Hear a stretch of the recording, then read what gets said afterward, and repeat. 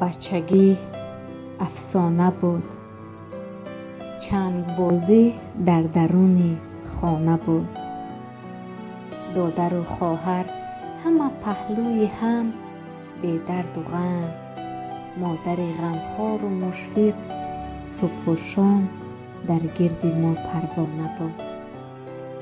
در کمال بی‌نیازی ما همه سرگرم بازی، در خم لطف پدر چوجه ها بودیم و شاخ هر درخت باغ او چون لانه بود.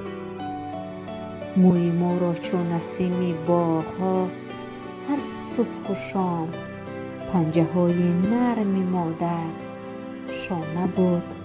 عالم جانانه بود، بچگی افسانه بود.